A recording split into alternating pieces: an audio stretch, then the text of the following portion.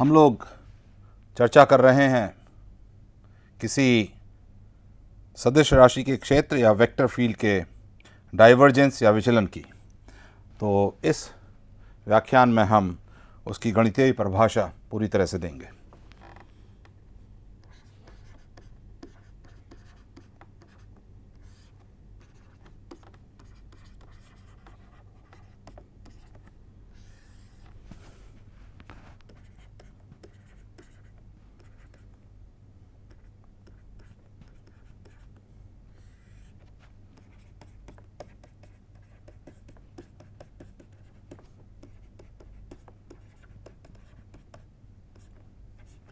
तो जैसा कि हम पिछले व्याख्यान में देख रहे थे कि यदि हम कोई एक त्रिआयामी खंड लें और उसमें अंदर आने वाले वेक्टर फील्ड की रेखाओं को देखें और यह भी देखें कि कितनी रेखाएं बाहर जा रही हैं। इसको हमने कहा था n बाहर जाती हुई रेखाएं और इसको n अंदर आती हुई रेखाएं। और यदि n बाहर माइनस n अंदर 0 से बड़ा हो तो हम कहेंगे कि इसमें एक धनात्मक विचलन हो रहा है या इसकी डाइवर्जेंस 0 से बड़ी है। यदि यह 0 से कम है तो ऋणात्मक विचलन, जिसको हम सम्मिलन भी कह देंगे, और इसका डाइवर्जेंस 0 से कम है। और यदि यह 0 है, 0 है, तो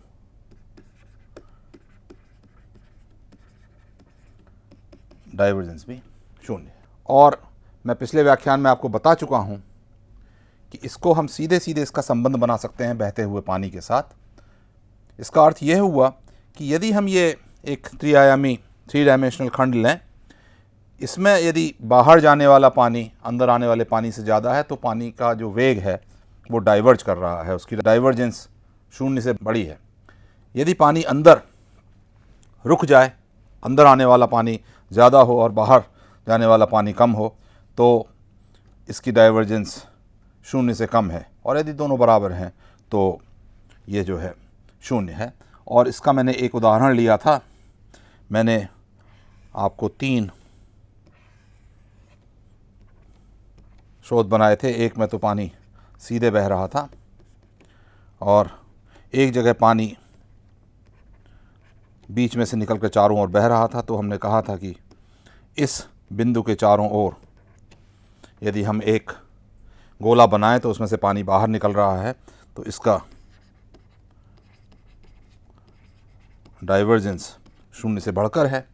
और यदि अंदर एक छेद हो जिसमें सब पानी समा जा रहा हो, तो इसका डाइवर्जेंस, मैं थोड़ा थोड़ा बीच में अंग्रेज़ी में भी इसको लिख दे रहा हूँ जिससे आपको उसका भी अभ्यास रहे, 0 से कम है। और इस वाले केस में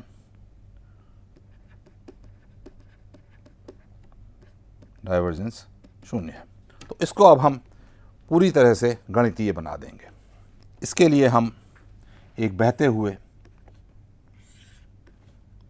पानी का ही उदाहरण लेते हैं।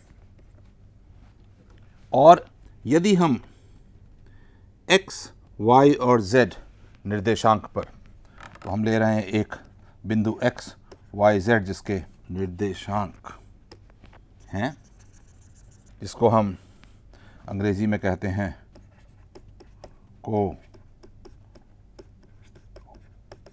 कोऑर्डिनेट्स,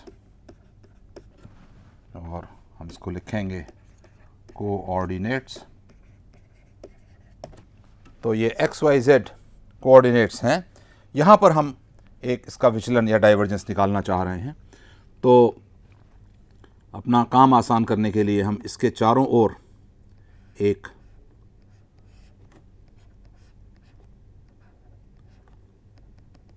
इन्फिनिटेसिमल या अति सूक्ष्म पैरेललोपिपेड, या जिसको हम कहते हैं समांतर षटफलक बनाते हैं, तो बिंदु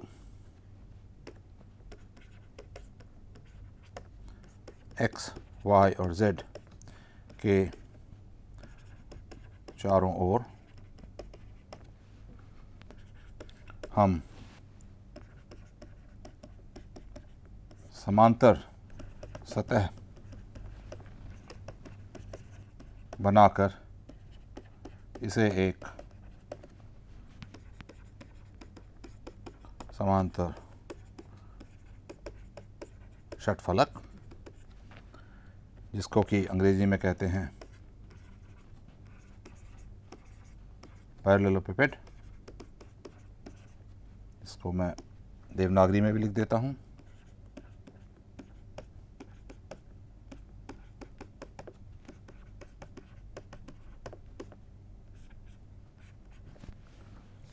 ये बनाते हैं और ये अति सूक्ष्म है।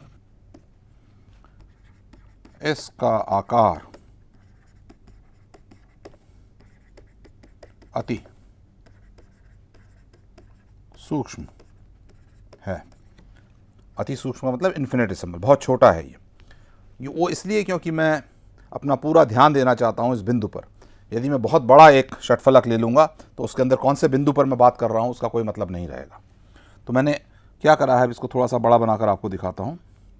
मैंने एक बिंदु लिया है जिसके निर्देशांक x, y, z हैं और इसको मैंने घेर दिया है एक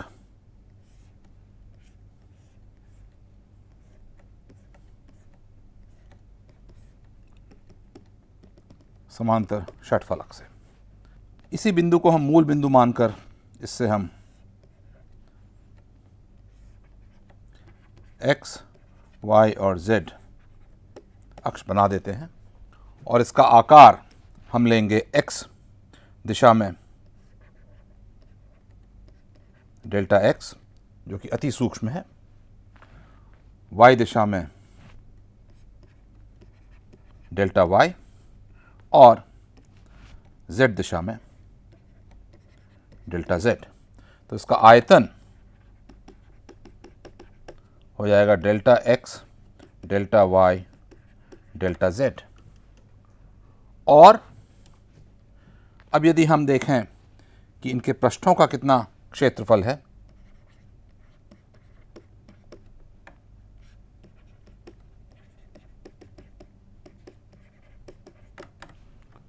जो अब पृष्ठ को हम ऐसे बता सकते हैं कि ये x अक्ष के लंबवत है या y के लंबवत है या z के लंबवत है।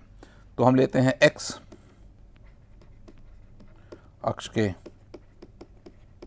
लंबवत, इसका क्षेत्रफल हो जाएगा डेल्टा y, डेल्टा z। और इसी प्रकार से यदि हम लें y अक्ष के लंबवत, मैं परपेंडिकुलर ऐसे बना देता हूँ, इसका हो जाएगा डेल्टा x, डेल्टा z और z अक्ष इसके लंबवत हो, इसका हो जाएगा डेल्टा x, डेल्टा y। तो हमने पूरी तरह से इस कैसे हम इस सवाल को देखेंगे वो बता दिया है। तो इसको फिर से मैं अगले पृष्ठ पर बना देता हूँ। हमने एक बिंदु लिया है जो कि x, y और z कोऑर्डिनेट्स पर है और इसके चारों ओर मैंने एक पैरेललोपिपेड जो कि अति सूक्ष्म है वो बना दिया है।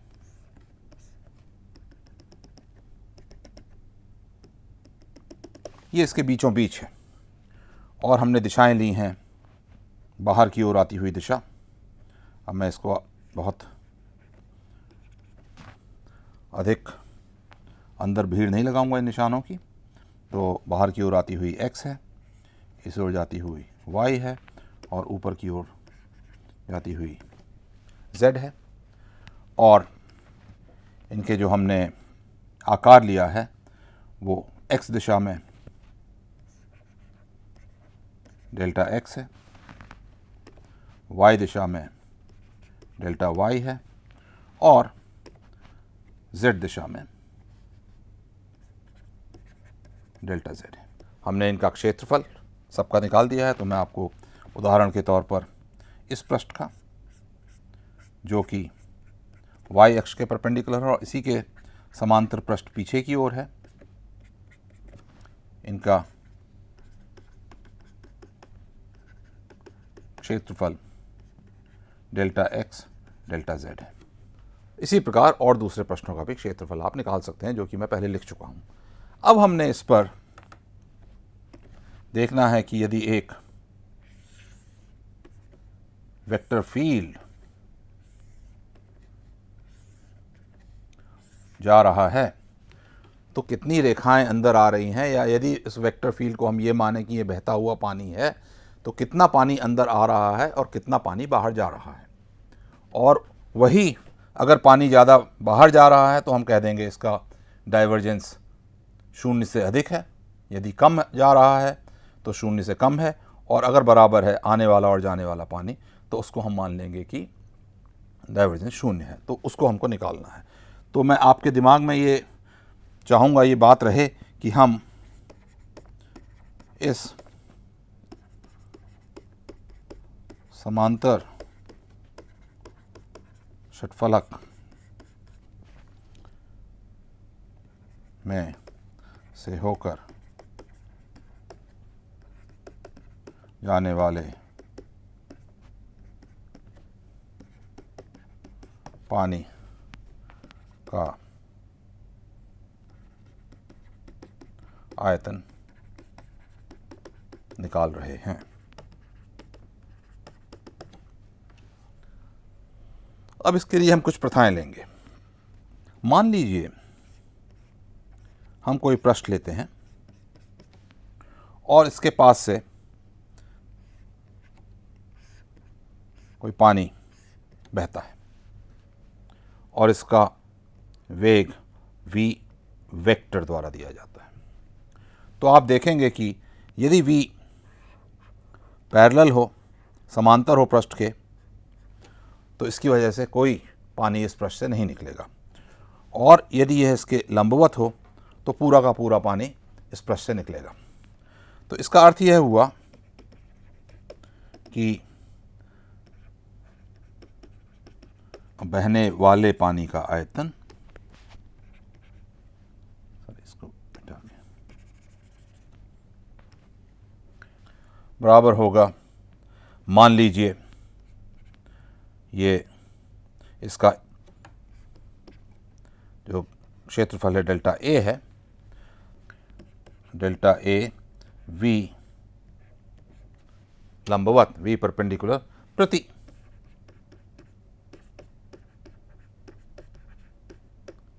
सेकंड, क्योंकि 1 सेकंड में इसके पीछे का पूरा पानी इसमें निकल जाता है, और आप डेल्टा ए क्षेत्रफल से गुणा करें तो आपको आयतन मिल जाएगा। इसको हम और अच्छे तरीके से वेक्टरों का प्रयोग करते हुए लिख सकते हैं। डेल्टा ए, यदि मैं डेल्टा ए को एक दिशा दे दूं, इसको एक वेक्टर मान लूं, सदिश राशि मान लूं, और इसका डॉट प्रोडक्ट, उसका जो है डॉट प्रोडक्ट v के साथ ले लूं, तो v का जो लंबवत उसका जो घटक होगा a की ओर, वही इसमें आएगा। अब चूंकि मैं क्षेत्रफल को एक दिशा दे रहा हूं तो हमको एक प्रथा बनानी पड़ेगी। क्षेत्रफल को दिशा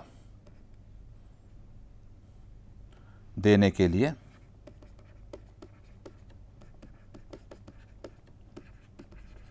प्रथा, किस तरीके से हम इसको एक दिशा दें, और डाइवर्जेंस की परिभाषा देने के लिए हम यह प्रथा लेंगे कि खंड से, और यहाँ पर हमारा खंड यह समांतर षटफलक है, बाहर की ओर जाने वाली दिशा को हम धनात्मक लेंगे। ऐसा हम इसलिए कर रहे हैं जिससे कि बाहर जाने वाला पानी का वेग यदि इसके साथ, इसके पैरेलल हो या इसकी दिशा में आए तो पानी बाहर की ओर जाएगा और उससे हमको डाइवर्जेंस धनात्मक या पॉजिटिव मिलेगी। इसलिए हम ये एक प्रथा लेते हैं। तो अब इसको आगे बढ़ाते हुए हम फिर से ये एक बिंदु बनाते हैं। अब मैं बार बार एक्स वाई जेड वगैरह नहीं लिखूंगा, खाली ध्यान दूंगा इस पैरेललोपिपेड या षटफलक पर और इससे होकर बहने वाले पानी पर। दिशाएं हमने मानी हैं इस ओर x, इस ओर y और ऊपर की ओर z। अब मैं सबसे पहले इनको नाम दे देता हूं 1, 2, 3, 4 और आगे वाला षटफलक ये वाला 5 और पीछे वाला 6। तो सबसे पहले हम देखते हैं कि 1 और 3 पृष्ठ से होकर जाने वाला पानी हमारा दिमाग में है, लेकिन इसको हम ये कहेंगे कि ये एक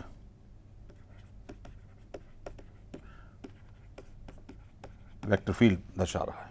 तो ये आप अपने अपने जैसे इसको सुन रहे हैं तो अपने दिमाग में रखिए कि हम पानी का उदाहरण ले रहे हैं, क्योंकि उसको हम अच्छे तरीके से उसकी अनुभूति कर सकते हैं, लेकिन हम बात कर रहे हैं एक वेक्टर फील्ड की। तो अब आप देखिए पृष्ठ 1 पर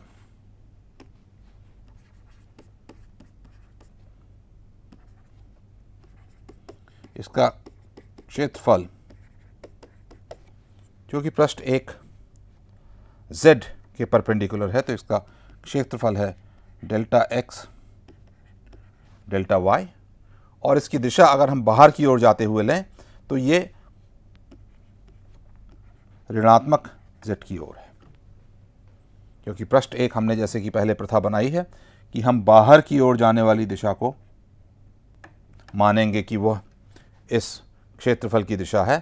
तो पृष्ठ 1 पर बाहर की ओर जाने वाली दिशा माइनस z की ओर है, और इसी प्रकार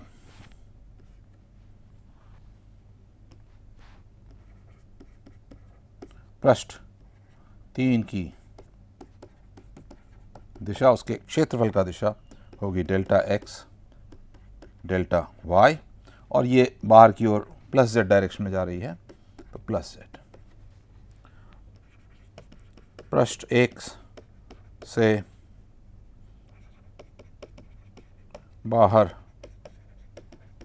निकलने वाला पानी या बाहर निकलने वाला वेक्टर फील्ड, और उसको मैं जैसे कि पहले आपसे वेक्टर फील्ड की लाइनों की बात करी थी, उनकी रेखाओं की बात करी थी, बाहर निकलने वाली रेखाएं n बाहर, और इसको हम 1 लिख देते हैं। तो धीरे धीरे हम उस ओर बढ़ रहे हैं जहां हम जो है विचलन पूरे अच्छे तरीके से निकालेंगे। तो इसका मान होगा, अब वेक्टर फील्ड को हम मान लेते हैं A।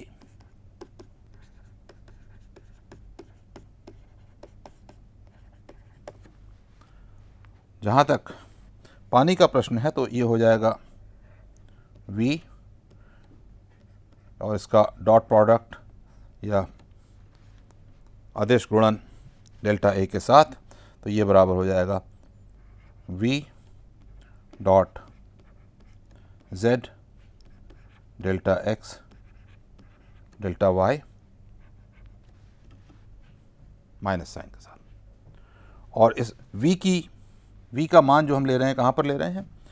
V का मान ले रहे हैं, अब आप देखिए उस बिंदु से हम नीचे की ओर आ गए हैं, तो इस सूक्ष्म क्षेत्रफल पर हम मान सकते हैं कि हर x के लिए एक वैसा ही x ऊपर की ओर है, हर y के लिए एक वैसा ही y ऊपर 3 पर है, लेकिन हम z minus delta z by 2 पर हैं।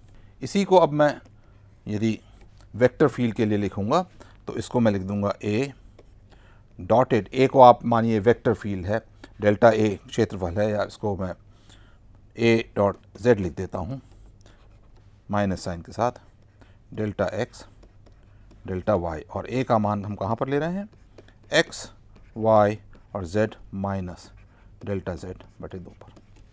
इसके ही ठीक विपरीत समांतर दूसरा प्रश्न है 3, उसके लिए मैं अब आसानी से यही चीज़ लिख सकता हूँ।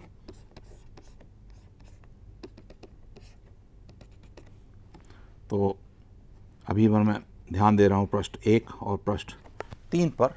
तो हमने निकाला कि प्रश्न 1 से बाहर जाने वाला पानी का आयतन बराबर है minus z dot v x y z minus delta z by 2 delta x delta y, जिसको कि जब मैं एक वेक्टर के लिए, एक सदिश राशि के लिए लिखता हूँ तो इसको लिख दूंगा minus z dot a x y z minus delta z by 2 delta x delta y. बताना भूल गया था कि हमारा जो वेक्टर फील्ड है वो इस तरीके से। आपके दिमाग में प्रश्न आ सकता है कि आप दिशा के बारे में तो बात ही नहीं कर रहे हैं कि वेक्टर फील्ड अंदर को जा रहा है या बाहर को जा रहा है। उससे कोई अंतर नहीं इसलिए पड़ता है क्योंकि हम एक डॉट प्रोडक्ट ले रहे हैं, वो अपने आप ही वो दिशा को एडजस्ट कर लेगा। अगर v अंदर की ओर है तो उस हिसाब से जो है उसका चिन्ह बदल जाएगा। तो अब ठीक इसी प्रकार से हम लिख सकते हैं प्रश्न 3 से बाहर जाने वाले पानी का आयतन, ठीक इसी प्रकार से। और देखिए मैं बाहर जाने वाला ही कह रहा हूँ, अगर उसका जो मान ऋणात्मक आता है तो उसका मतलब हो जाएगा कि पानी अंदर की ओर आ रहा है। यही जो है वेक्टर्स को प्रयोग में लाने की एक बहुत बड़ी खूबी है कि आप वो चिन्हों का मतलब निकालिए और उसका यदि धनात्मक से ऋणात्मक होता है तो उसका अर्थ उल्टा होता है, बाहर जाने की जगह अंदर आना हो जाएगा। तो इसको अब हम लिख सकते हैं, चूँकि अब डेल्टा ए धनात्मक दिशा में है तो इसको मैं लिख सकता हूँ delta z, z unit vector v x y, हर एक्स के साथ एक्स उतना ही रहता है, बस जेड बदल रहा है। तो ये हो जाएगा जेड प्लस डेल्टा जेड बटा 2 डेल्टा एक्स डेल्टा वाई, जिसको कि वेक्टर ए के लिए अगर मैं लिखना चाहूँ तो ये हो जाएगा plus z dot a x y z plus delta z बटा 2 डेल्टा एक्स डेल्टा वाई। अब हमारा काम बनते दिख रहा है। यदि मैं एन आउट 1 और एन आउट 3 इन दोनों को जोड़ूं तो मेरा उत्तर आएगा z dot a x y z plus delta z बटा 2 minus a x y z minus delta z बटा 2 डेल्टा एक्स डेल्टा वाई। अब हम यहाँ पर एक टेलर श्रेणी का प्रयोग करेंगे और आप देख सकते हैं कि a x y z plus minus delta z बटा 2 बराबर होगा a x y z plus या माइनस डेल्टा जेड बटा 2 गुणा ए का बदलाव z के साथ इसका पार्शियल डेरिवेटिव, और ये ए जेड का पार्शियल डेरिवेटिव होगा क्योंकि यदि आप यहाँ पर ध्यान दें तो ये z डॉट a जो है ये a का z घटक दे देता। तो अब धीरे धीरे हम इस ओर बढ़े हैं कि हमने a का z घटक लिया पृष्ठ 1 और पृष्ठ 3 के लिए और देखा उसका मान बदल रहा है 1 और 3 के बीच में, और इसको ध्यान में रखते हुए हमने ये निकाल लिया कि कितना टोटल पानी या कितना वेक्टर फील्ड उससे आने वाली जो भी चीज़ आ रही है वो कितना अंदर जा रही है कितना बाहर। तो अब हम लिख सकते हैं कि n out 1 plus n out 3 बराबर, अब उसको आप वर्कआउट करिए तो देखेंगे कि ये आ जाता है डेल्टा ए जेड, इसका पार्शियल डेरिवेटिव कहाँ पर लिया है हमने, ये x y z पर, delta x delta y delta z। इसी प्रकार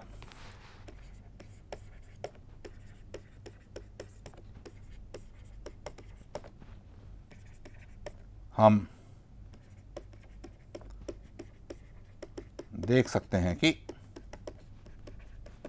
और ये मैं आपके लिए एक अभ्यास के रूप में छोड़ रहा हूं, n आउट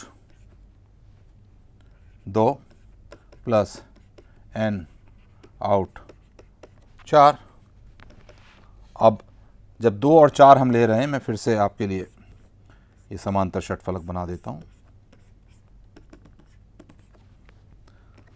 1 नीचे है, 2 3 4 5 आगे की ओर है, 6 पीछे की ओर है। तो 2 और 4 जो हैं ये हैं y के लंबवत। तो इसमें आ जाएगा आपका डेल्टा ए y बटा डेल्टा y, क्योंकि अब उस वेग का y दिशा में या वेक्टर का y दिशा में हम जो है घटक लेंगे delta x delta y delta z।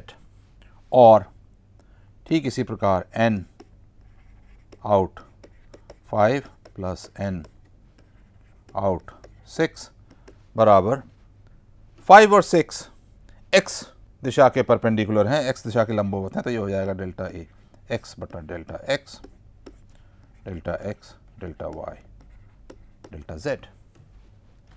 तो अब हम कुल बाहर जाने वाली रेखाएं या बाहर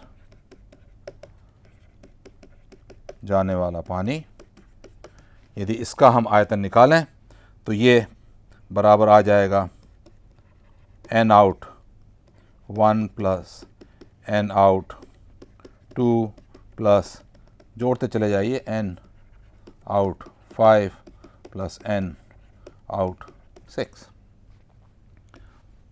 और इसको हम अब लिख सकते हैं कि ये वेक्टर a का इस पृष्ठ के ऊपर इंटीग्रल है, समाकलन है 1 2 3 सब पर, और ये बराबर है partial ax partial x plus partial ay partial y plus partial az partial z गुणा delta x delta y delta z। तो हम क्या देखते हैं कि यदि इस बिंदु x y z के चारों ओर हमने एक पैरेललोपिपेड या समांतर षटफलक लिया, तो उससे कुल बाहर निकलने वाले वेक्टर की रेखाएं, उनका मान a dot d s summed over है और वो बराबर इसके। तो अब आप फिर से ध्यान दीजिए कि हमने किस तरीके से डाइवर्जेंस को परिभाषित करा था। तो n आउट टोटल,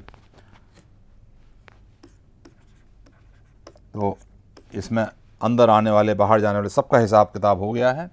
ये बराबर है delta a x plus partial a y partial y plus partial a z partial z delta v, जहाँ की डेल्टा वी बराबर है आयतन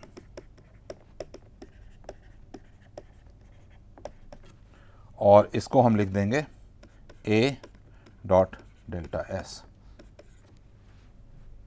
और इसी को अगर हम चूँकि सब जोड़ना जो है ये इंटीग्रल की जैसे है, तो जब हम लिमिट लेते हैं delta s going to zero, delta v going to zero, यानी कि अति सूक्ष्म या infinitesimal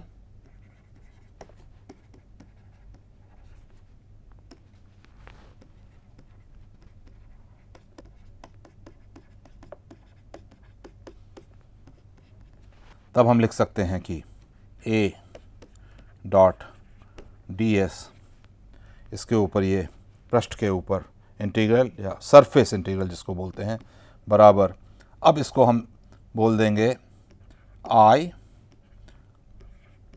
D by d x plus j d by d y plus k d by d Z,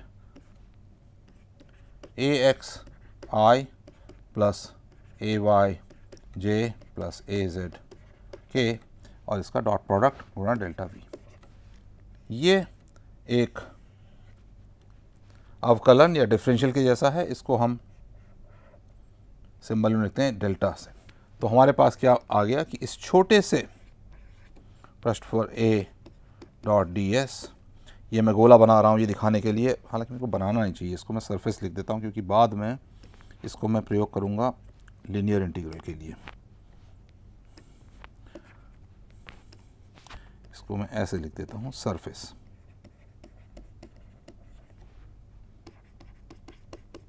सतह, बराबर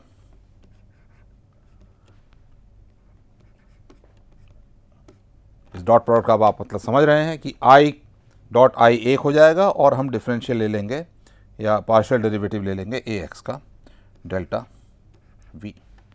इसको भी अगर आप चाहें तो ऐसे इंटीग्रल लिख सकते हैं आयतन पर।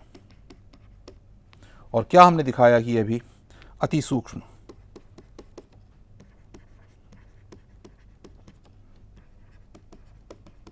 आयतन और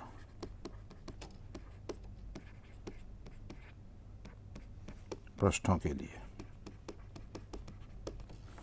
अब आप देख सकते हैं यदि a डॉट डी एस 0 से बड़ा है, डेल्टा v प्लस है, इसका मान हमेशा धनात्मक होगा। तो यदि a डॉट s 0 से बड़ा है तो ये डेल डॉट a 0 से बड़ा होगा।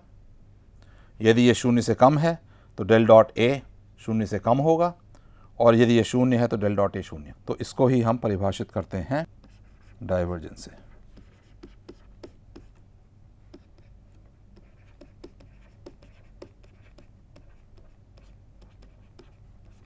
इस सब को अब हम अगले स्लाइड पर ढंग से लिख देते हैं। यदि हम एक बिंदु एक्स वाई जेड लें और इसके चारों ओर एक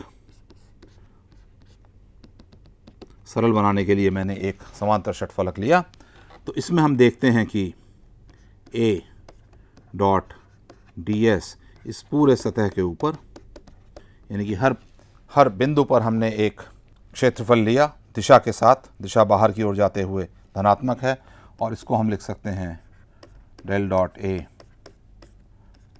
छोटा सा वॉल्यूम, और इसका मतलब होता है, फिर से मैं खोलकर इसको लिखता हूँ, जे पार्शियल वाई प्लस के पार्शियल जेड। इसको हम डॉट प्रोडक्ट लिख रहे हैं आई ए एक्स प्लस जे ए वाई प्लस के ए जेड, और इसका मतलब होता है, इसको जब हम खुलकर लिखते हैं तो आई के साथ डॉट प्रोडक्ट आई का लेंगे 1 आएगा, आई के साथ जे के साथ डॉट प्रोडक्ट लेंगे 0 आएगा। तो इसका मतलब होता है पार्शियल एक्स कंपोनेंट का पार्शियल एक्स के साथ, वाई के साथ ए वाई का पार्शियल, डेल्टा ए जेड का जेड के साथ पार्शियल, डेल्टा वी, और इसको हम डाइवर्जेंस कहते हैं।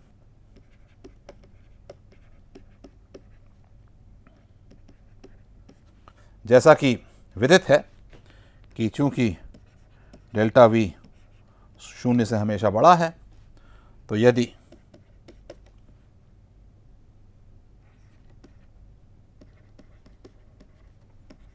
ए डॉट डी एस बड़ा हो या 0 से छोटा हो, तो डाइवर्जेंस भी शून्य से बड़ा होगा या डाइवर्जेंस शून्य से कम होगा, और यदि यह शून्य के बराबर है तो डाइवर्जेंस शून्य होगा। तो ये जो हमने पहले जिस तरीके से हमने कहा था कि विचलन के और डाइवर्जेंस को हम परिभाषित करेंगे, ये वही गुण इसमें है, तो इसको हम डाइवर्जेंस बोलते हैं। तो अब मैंने आपको दिखा दिया कि कैसे एक छोटा सा आयतन लेकर हम निकाल सकते हैं कि डाइवर्जेंस की परिभाषा दे सकते हैं। और फिर से मैं इसको अगले पन्ने के ऊपर, स्लाइड के ऊपर जाने से पहले बता देता हूँ। इसका मतलब होता है एक्स कंपोनेंट का, एक्स घटक का एक्स के साथ पार्शियल डेरिवेटिव लीजिए, वाई का वाई के साथ लीजिए और जेड के साथ पार्शियल डेरिवेटिव लीजिए और इनको जोड़ दीजिए, तो हम उसको डाइवर्जेंस आ जाती है। इसको बोलते हैं डाइवर्जेंस ऑफ ए। अब ये हमने अति सूक्ष्म आयतन के लिए करा है। अब हम आपको बताते हैं डाइवर्जेंस प्रमेय, जिसको बोलते हैं डाइवर्जेंस थ्योरम। और कभी कभी इसको देखेंगे आप, इसको गॉस का प्रमेय भी बोल सकते हैं, कई लोग उसको ये भी कहते हैं। तो इसके हिसाब से हम लिखेंगे यदि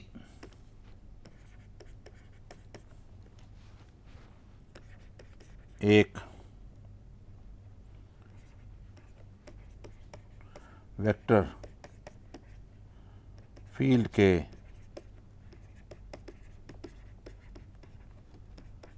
डाइवर्जेंस का एक खंड के volume integral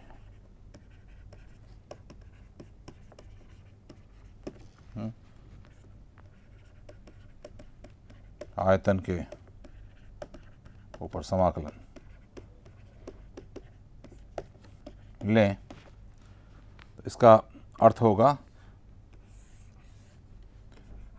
divergence of vector, हर बिंदु पर हम एक छोटा सा वॉल्यूम बनाएं और इसका पूरा इंटीग्रल ले लें, हैं, जो कि इसको हम ऐसे भी समझने के लिए ऐसे लिख सकते हैं, हर बिंदु पर हमने डाइवर्जेंस लिया और उसको छोटे से आयतन से गुणा करा और सबको जोड़ दिया लें, तो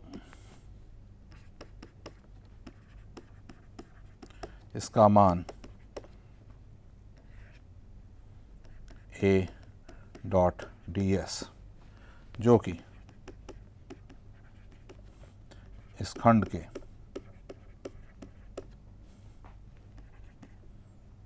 की सतह पर लिया गया पृष्ठ समाकलन, या इसको हम बोलेंगे सरफेस इंटीग्रल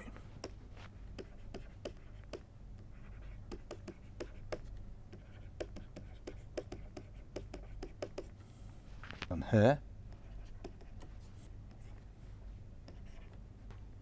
इसके बराबर होता है। तो इसको मैं थोड़ा सा आपको समझा दूं।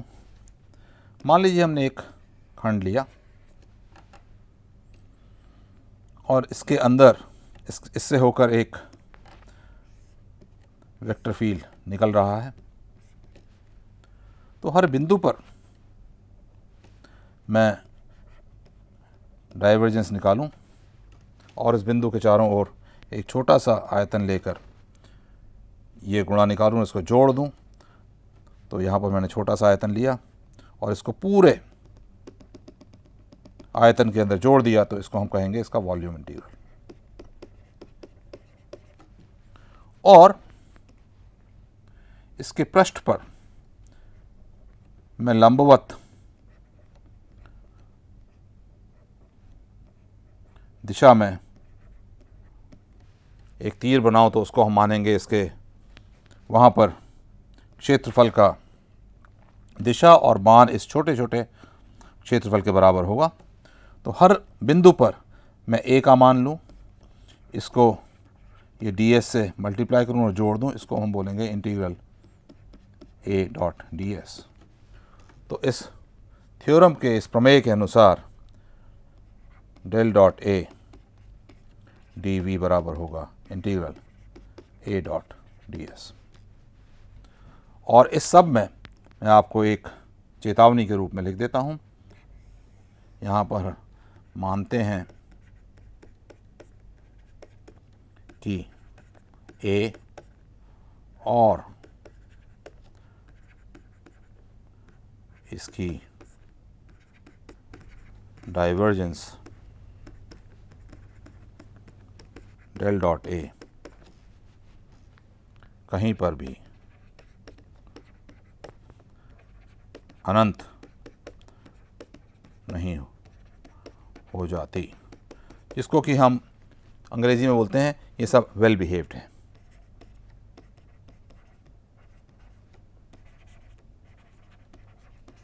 तो गणितीय रूप से इनका जो है व्यवहार है सब अच्छा है, ये ठीक ठाक रहती हैं, अनंत नहीं हो जाती।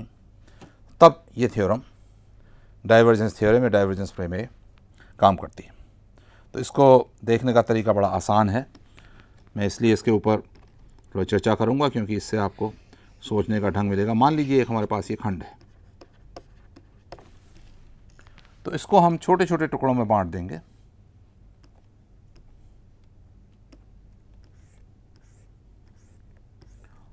त्रिआयामी, ये 3 आयाम में है, x y z तीनों ओर।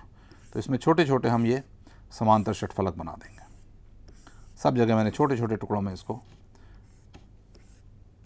पैरेललोपाइड में इसमें बना दिया। और अब एक खास पैरेललोपाइड यहाँ पर मान लीजिए हम इसको नाम दे दें नंबर 1, 2, 3, 4, 5 पर देखें, ध्यान दें। तो अगर मैं ये एक पैरेललोपाइड बनाऊं, इसके ऊपर एक और पैरेललोपाइड है,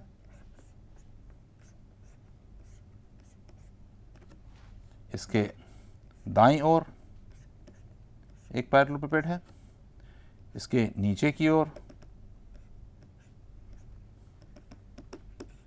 एक पैरेललोपाइड है और इसके बाईं ओर एक पैरेललोपाइड है। इन पर हम ध्यान देते हैं। तो ये है हमारे 1, 2, 3, 4, 5। अब इसके ऊपर हम निकालते हैं integral divergence of a dv। तो इसको हम लिखेंगे डाइवर्जेंस ऑफ a पैरेललोपाइड 1 के अंदर डेल्टा v सबके लिए एक समान लेते हैं, प्लस डाइवर्जेंस ऑफ a 2 के अंदर डेल्टा v प्लस ये पांचों तक।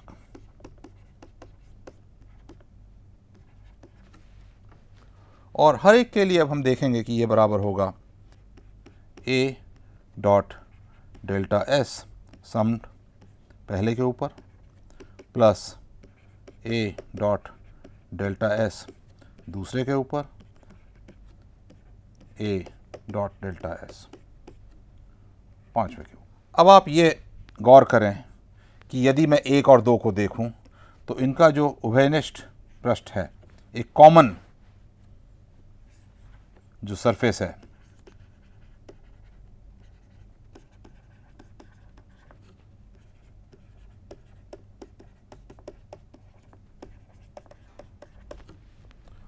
तो डेल्टा एस 1 का तो दाईं ओर जाता है और उसी पृष्ठ पर 2 का डेल्टा S2 बाईं ओर जाता है।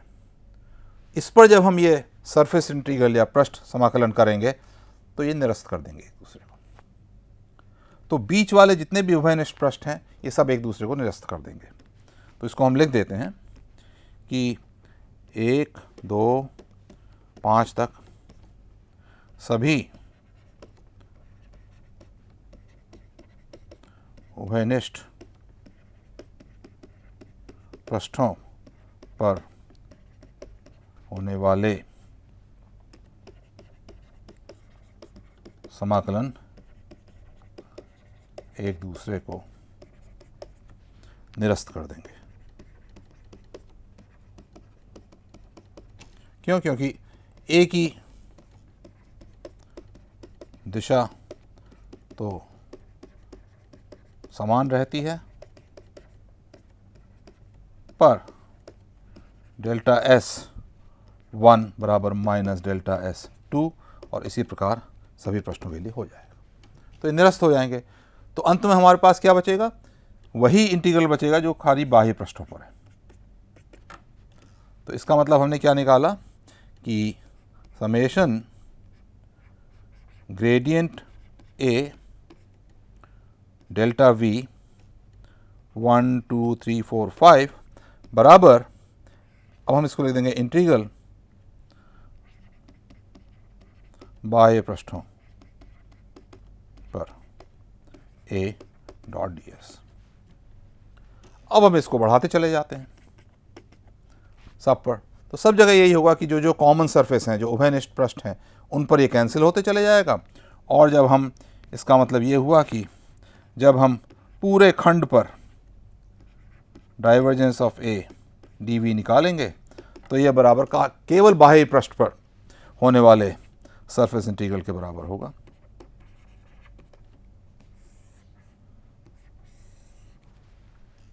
तो अब हमने ये एक प्रमेय सिद्ध कर दी। तो इसके हिसाब से तो फिर से लिख देते हैं डाइवर्जेंस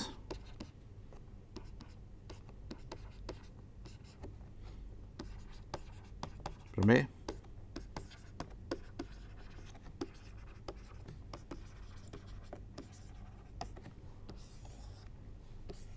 इसको मैं अब खाली गणितीय सूत्र में लिखूंगा कि एक खंड है जिसका आयतन v है और हर पृष्ठ, हर बिंदु पर पृष्ठ के इसके हम एक छोटा छोटा ds इसके लंबवत दिशा में ले रहे हैं। ध्यान रखिए कि हम लंबवत क्यों ले रहे हैं, क्योंकि हमारा ध्येय ये है, हमारा उद्देश्य ये है कि हम बाहर को निकलने वाले पानी का या बाहर को निकलने वाली रेखाओं का आकलन करना चाहते हैं। तो इसलिए ds को हम इसके परपेंडिकुलर लेंगे। तब डाइवर्जेंस ऑफ ए dv बराबर इंटीग्रल, तो ये आयतन के ऊपर है और ये सतह के ऊपर है, a डॉट ds। और फिर से आपको मैं याद दिला दूं कि ds सतह के लंबवत है और इसकी दिशा सतह से बाहर की ओर है। तो इस तरीके से हमने देखा कि किस तरीके से डाइवर्जेंस जो है ये बदलते हुए ए के बदलाव को देती है और किस तरह से ये संबंधित है कि ए की कितनी रेखाएं किसी दिए हुए आयतन के अंदर जा रही हैं, किसी दिए हुए खंड के अंदर जा रही हैं और कितनी बाहर आ रही हैं। आपको अच्छी तरीके से समझाने के लिए इसका मैं एक, ये हमने 3 आयामों में 3D में करा। अच्छी तरह समझाने के लिए मैं इसका आपको एक आयामी प्रारूप भी दिखा देता हूँ, उससे आपको लगेगा कि हाँ ये तो बिल्कुल वैसा ही है जैसा कि आपने सीखा है। तो डाइवर्जेंस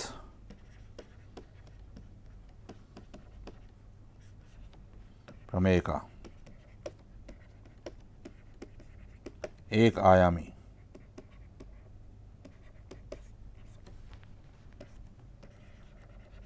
वन डायमेंशनल प्रारूप।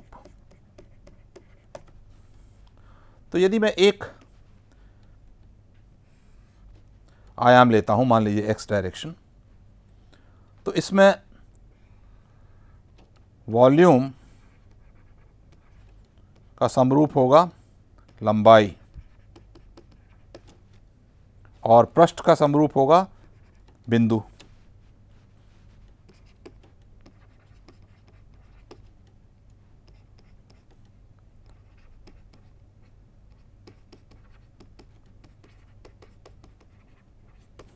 तो जरा सा अगर आप ध्यान दें तो एक आयाम में, वन डायमेंशन में, कोई भी लंबाई जो है ये वॉल्यूम के समकक्ष हो जाएगी और पृष्ठ अंतिम बिंदु के समकक्ष हो जाएगा। तो यदि मैं इसका कोई, अब इसमें वेक्टर क्या होगा, कोई भी वेक्टर अगर मैं ए लूँ, इसको मैं लिख सकता हूँ ए, इसकी दिशा एक ही हो सकती है आई, और ये फंक्शन होगा खाली एक्स का, क्योंकि और कुछ है ही नहीं इसमें। तो डाइवर्जेंस ऑफ ए बराबर क्या हो जाएगी, और चूँकि अब एक ही दिशा है तो इसमें हम पार्शियल डेरिवेटिव में लिख के फुल डेरिवेटिव लिख सकते हैं। ये हो जाएगी डी ए डी एक्स। और अगर मैं इसका डाइवर्जेंस प्रमेय लिखना चाहूँ तो इसका मतलब हो जाएगा del dot a d v, और ये किसका समकक्ष हो जाएगी, d a d x. Integral पूरे लाइन के ऊपर तो x1 से x2 तक, मान लीजिए इसका ये अंतिम बिंदु x1 और x2 हैं, और ये बराबर किसके होगी, integral a dot d S. और वो हम अगले पन्ने पर निकाल लेते हैं। तो क्या मैं ले रहा हूँ कि ये एक लाइन है, इसके अंतिम बिंदु x1 x2 हैं, और हमने देखा कि डाइवर्जेंस ऑफ a बराबर है डी ए डी एक्स के, और वॉल्यूम इंटीग्रल बराबर है डी ए डी एक्स के, और पूरे वॉल्यूम पर है तो ये x1 से x2 तक हो जाएगा।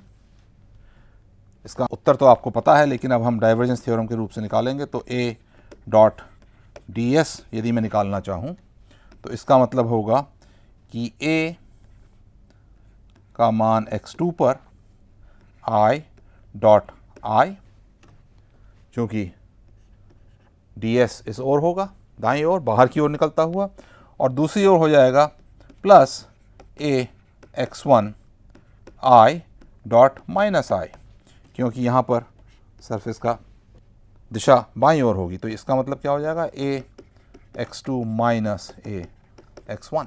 ये डाइवर्जेंस थ्योरम है, और आपको पता है कि इस इंटीग्रल का मान d a d x x1 to x2 यही होता है। तो आप देख सकते हैं कि जो डाइवर्जेंस थ्योरम है ये एक आयाम में, वन डायमेंशनल जो इंटीग्रल होता है उसी का थ्री डायमेंशनल या त्रिआयामी व्यापक रूप है, और इसमें कोई ख़ास बात नहीं है। सिर्फ ये है कि चूँकि हम तीन आयामों में बात कर रहे हैं तो हमको एक वेक्टर की बात करनी पड़ती है, हमको त्रिआयामी अवकलन की या डिफरेंशियल की बात करनी होती है, नहीं तो इसका प्रारूप बिल्कुल वही है। Thank you.